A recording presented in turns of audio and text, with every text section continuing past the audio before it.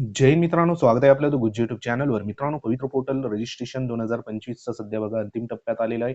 त्या अनुषंगाने महत्त्वाचं एक न्यूज बुलेटिन कालच्या दिवसाला प्रसिद्ध झाली. त्याच्यामध्ये महत्त्वाचे ज्या काही EWS असेल, NCLS असेल, त्यानंतर सीटेट परीक्षा संदर्भात जे काही 55-60% अनुषंगाने असेल, त्यानंतर महत्त्वाचं या ठिकाणी जे काही OTP आपल्याला मोबाईल नंबरवरती प्राप्त होत असतो रजिस्ट्रेशन करताना किंवा कोणतीही प्रक्रिया करताना, त्याच्यामध्ये आपल्याला पूर्वीच जी सूचना होती पवित्र पोर्टल जे काही टेट परीक्षेमध्ये आपण रजिस्ट्रेशन करत होतो त्या वेळेला आपण 2 नंबर सध्या बघा ॲड करायचे होते. एक प्राथमिक नंबर आणि एक दुय्यम नंबर.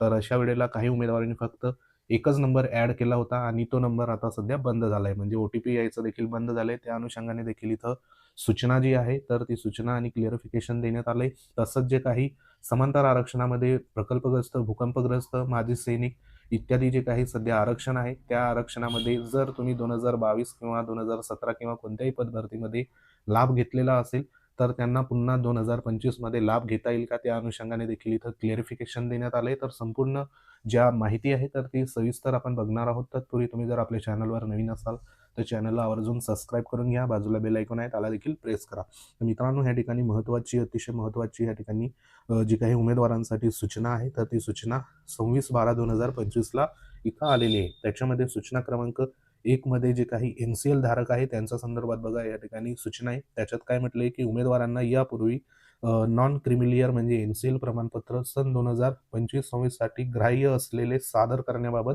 सूचना क्रमांक B11 मध्ये नमूद करण्यात आलेले आहे. त्याबाबत स्पष्ट करण्यात येते की सन 2025-26 साठी ग्राह्य असलेले सध्याचे NCL प्रमाणपत्र नोंद करता येईल. म्हणजे तुमच्या जवळ सध्या 2025-26 साठी ग्राह्य असलेले सध्याचे NCL असेल तर ते तुम्ही त्या ठिकाणी नोंद करू शकतात. तर हा एक महत्त्वाचा मुद्दा होता.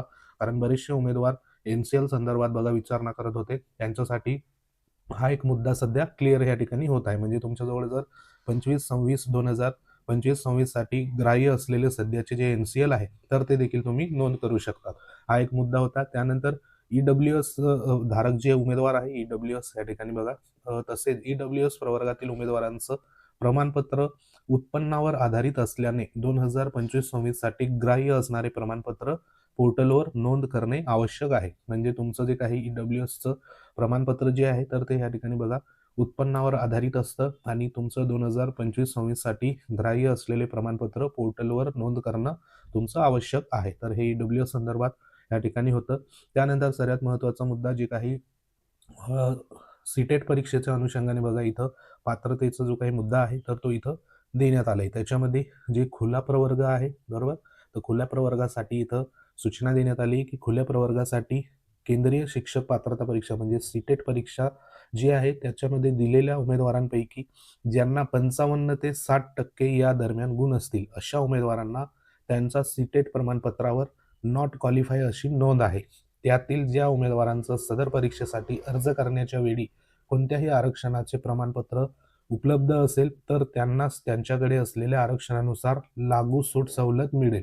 म्हणजे या ठिकाणी जे काही ओपनमधले उमेदवार आहे आणि ओपनमधल्या उमेदवारांनी सीटेट परीक्षा सध्या दिलेली आहे. सीटेट परीक्षेमध्ये त्यांना 55 ते 60% दरम्यान जे काही गुण सध्या बघा मिळालेले आहे. तर ह्या दरम्यान गुण जर मिळाले असतील आणि त्यांच्याकडे सीटेट प्रमाणपत्रावर नॉट क्वालिफाय अशी नोंद आहे, त्यातील जे काही उमेदवार आहे तर त्या उमेदवारांकडे सदर परीक्षेसाठी अर्ज करण्याच्या वेळी कोणत्याही आरक्षणाचं जर ह्या ठिकाणी प्रमाणपत्र उपलब्ध असेल तर त्यांनाच त्यांच्याकडे असलेल्या आरक्षणाचा लागू किंवा सूट सध्या बघा मिळणार आहे. सदर परीक्षेमध्ये अर्ज करण्याच्या वेळी आरक्षणाचे प्रमाणपत्र जर तुमच्याकडे नसेल तर त्यांना सूट किंवा सवलतीचा लाभ घेता येणार नाही. सबब ज्यांच्याकडे अशी प्रमाणपत्र त्यावेळी नसतील तर त्यांना सदर परीक्षेमध्ये पेपर क्रमांक 1, पेपर क्रमांक 2 गुणाची 55 ते 60% दरम्यान गुण नोंद करू नये. अशी नोंद केल्यास संबंधित उमेदवार त्यास जबाबदार राहील. म्हणजे इथं स्पष्ट बघा सूचना देण्यात आली ओपन जे काही उमेदवार आहे ओपन प्रवर्गासंदर्भात तर त्यांच्याकडे जर तुमच्याकडे बघा या ठिकाणी आरक्षणाच्या अनुषंगाने जे सध्या लागू असलेली सवलत सूट आरक्षणाची प्रमाणपत्र असेल तरच तुम्ही त्या ठिकाणी बघा क्वालिफाय असणार. तुमच्याजवळ जर प्रमाणपत्र नसेल त्या ठिकाणी सांगितलंय की ज्यांच्याकडे अशी प्रमाणपत्र त्यावेळी नसतील तर त्यांना सदर परीक्षेमध्ये पेपर क्रमांक 1 आणि 2 मध्ये 55-60% दरम्यान जर गुण असेल तर नोंद करू नये. म्हणजे ह्याच्यामध्ये तुमचं जे काही महत्त्वाचं इथं सांगितल्याप्रमाणे उमेदवारांकडे आरक्षणाचं जे प्रमाणपत्र आहे तर ते उपलब्ध सध्या बघा असायला पाहिजे. तेव्हाच तुम्ही जी नोंद आहे तर ती नोंद सध्या तुम्हाला करता येणार आहे. नाहीतर तुम्ही या ठिकाणी नॉट क्वालिफाईड सध्या बघा असणार आहे. तर हे एक मुद्दा लक्षात घ्या. हे फक्त ओपन संदर्भात होतं. त्यानंतर पुढचा एक मुद्दा देण्यात आलाय की जे काही या ठिकाणी अर्ज करताना आपल्याला माहिती आहे की मोबाईल क्रमांकाची खूप महत्त्वाची बघा गरज असते. कारण OTP जोपर्यंत येत नाही तोपर्यंत आपण पुढची प्रक्रिया सध्या बघा करू शकत नाही. तर त्या अनुषंगाने इथं एक महत्त्वाचं जे काही मोबाईल क्रमांकाची जी सध्या बघा क्लेरिफिकेशन इथं देण्यात आलंय. तर इथं म्हटलेलं आहे शिक्षक अभियोगिता बुद्धिमत्ता चाचणी 2025 परीक्षेच्या वेळी अर्ज करताना उमेदवारांना त्याचे 2 मोबाईल क्रमांक नोंद करण्याच्या सूचना देण्यात आल्या होत्या. म्हणजे पहिला नंबर आणि दुसरा नंबर असे 2 नंबर आपल्याला टेट परीक्षेचा अर्ज करत होतो तेव्हा सूचना दिलेली होती. परंतु काही उमेदवारांनी परीक्षा जी काही आहे तर ती एकच मोबाईल क्रमांक नोंद केला आहे व सदर मोबाईल क्रमांक कार्यान्वित नसेल तर त्यांना पवित्र पोर्टलवर प्रमाणपत्र पूर्ण करता येत नसल्याचे विनंती अर्ज प्राप्त होत आहे. आता साहजिक आहे आपले 1 नंबर चालू होता परंतु तो सध्या बघा बंद झाला असेल किंवा हरवला असेल. त्यामुळे त्या ठिकाणी कोणत्याही प्रकारचं OTP वगैरे त्यांना बघा प्राप्त होत नाही म्हणून ते नोंदणी करू शकत नव्हते.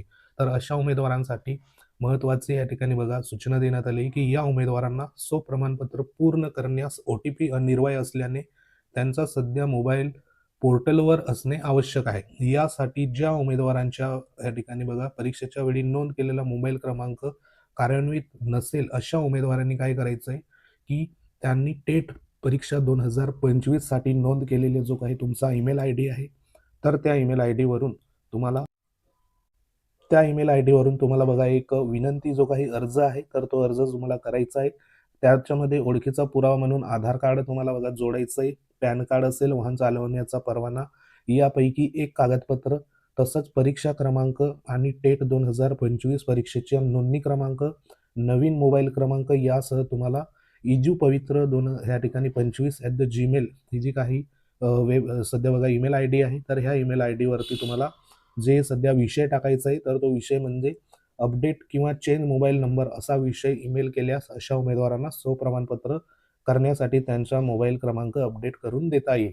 अशा पद्धतीने इथं देण्यात आलंय. म्हणजे ज्यांचं मोबाईल नंबर बंद असेल, OTP त्यांचं बघा या ठिकाणी मोबाईल नंबरवरती येत नसेल तर अशा उमेदवारांनी या ठिकाणी तुम्हाला ईमेल करायचं आहे. तर ईमेल करताना ह्या गोष्टी लक्षात घ्या. जी काही ईमेल ID देण्यात आली ह्या ईमेल ID वरतीच करा आणि तुमचा जो ईमेल पाहिजे तर तो ईमेल या ठिकाणी टेट परीक्षेमध्ये जो ईमेल तुम्ही दिला असेल त्याच ईमेल ID वरनं तुम्ही करा. बरोबर?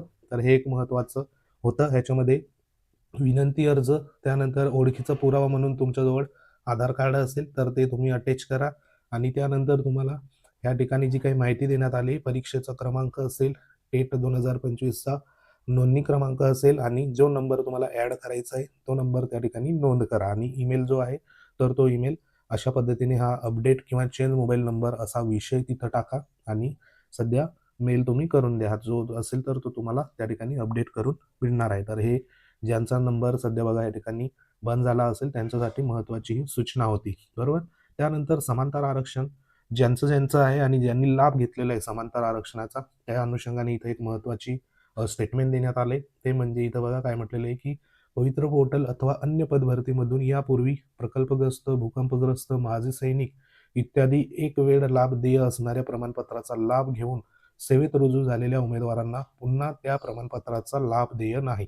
त्यामुळे अशा उमेदवारांना 2025ची काही टेटमध्ये सहभागी व्हायचे असेल तर सदर आरक्षणाचा लाभ ह्या ठिकाणी न घेता त्या मूळ प्रवर्ग अथवा खुला प्रवर्ग असेल तर तसे नोंद करून पदभरती प्रक्रियेत सहभागी होण्यासाठी प्रमाणपत्र पूर्ण करू शकतील. म्हणजे या ठिकाणी जे काही प्रकल्पग्रस्त, भूकंपग्रस्त, माजी सैनिक हे जे समांतर आरक्षणामधले उमेदवार आहेत त्यांनी जर ह्यापूर्वी कोणतीही पदभरती असेल किंवा मग या ठिकाणी पवित्र पोर्टलची पदभरती असेल त्याच्यामध्ये जर तुम्ही त्या आरक्षणाचा लाभ घेतला असेल तर आताच्या 2025च्या पदभरतीमध्ये तुम्हाला त्या प्रमाणपत्राचा लाभ घेता येणार नाही. जर तुम्हाला सध्या 2025च्या पदभरतीमध्ये जर सध्या त्या ठिकाणी राहायचं असेल तर तुम्हाला एकतर मूळ प्रवर्ग अथवा खुल्या प्रवर्गातून नोंद असेल तर ती नोंद तुम्हाला करायला पडेल. कारण हे जे प्रमाणपत्र आहे तर ह्या प्रमाणपत्राचा लाभ फक्त सेवेत एकचदा त्या ठिकाणी घेता येतो. तर हे लक्षात घ्या. तुम्ही जर पुन्हा तुमचं या ठिकाणी समांतर आरक्षणाची जर नोंद केली आणि तुमची निवड झाली तर पुढे तुमचं जे काही सध्या अपात्र तुम्ही त्या ठिकाणी होऊ शकता. जर तुम्हाला चांगले मार्क असेल तर तुम्ही ओपन किंवा मूळचा प्रवर्ग असेल त्याच्यामध्ये तुम्ही नोंद करायची आहे. तर हे एक लक्षात घ्या. ही एक महत्त्वाची जी सूचना आहे तर ती सूचना इथं देण्यात आली. त्यानंतर बरेचसे उमेदवार अनसर्टिफाय बघा करायचं किंवा नाही त्या अनुषंगाने विचारणा करत होते. जर तुमची काही माहिती चुकली असेल, तुम्ही सर्टिफाय करून दिलं असेल, तर बघा अनसर्टिफाय करता येतं. परंतु अनसर्टिफाय करून माहिती दुरुस्त झाल्यानंतर पुन्हा तुम्हाला फॉर्म सर्टिफाय करावा लागेल. हे देखील लक्षात घ्या. त्या अनुषंगाने इथं सूचना आहे, की ज्या उमेदवारांकडून चुकीची नोंद झाल्यामुळे ती दुरुस्त करवायची असेल आणि स्वप्रमाणपत्र प्रमाणित सेल्फ सर्टिफाय केले असेल, तर त्यांना त्यांचे स्वप्रमाणपत्र अनसर्टिफाय करता येईल. अशी योग्य नोंद करून पुन्हा बघा स्वप्रमाणपत्र स्वप्रमाणित म्हणजे सेल्फ सर्टिफाय करणे आवश्यक आहे. याची उमेदवारांनी नोंद घ्यावी. म्हणजे तुम्ही अनसर्टिफाय जे असेल, तर ते अनसर्टिफाय करू शकतात. काही तुमची चूक झाली असेल नोंदणीमध्ये, ती नोंदणीची चूक दुरुस्त करून पुन्हा तुम्हाला सेल्फ सर्टिफाय सध्या करून घ्यायचं आहे. तर ह्या महत्त्वाच्या ज्या सूचना आहेत, तर त्या सूचना इथं देण्यात आल्या. तर अशा पद्धतीने सध्या बघा सूचना होत्या. ह्या संदर्भात काही तुमचे डाऊट असेल तर कमेंट बॉक्समध्ये कमेंट करा. त्याच्यावर तुम्हाला योग्य ते मार्गदर्शन केले जाईल. तर ह्या महत्त्वाच्या सूचना होत्या. ज्यांना ह्या संदर्भात अडचण असेल त्यांनी त्या पद्धतीने फॉलो करा. तर महत्त्वाची माहिती होती. माहिती आवडली असेल व्हिडिओ लाईक करा, शेअर करा. तुम्ही जर आपल्या चॅनलवर नवीन असाल, चॅनलला आवर्जून सबस्क्राईब करा. आपलं टेलिग्राम चॅनल आहे, ते देखील तुम्ही जॉइन करू शकता. लिंक व्हिडिओच्या डिस्क्रिप्शनमध्ये देण्यात आली. तर भेटू आपण पुढच्या महत्त्वाच्या अपडेटमध्ये. तोपर्यंत जय हिंद, वंदे मातरम.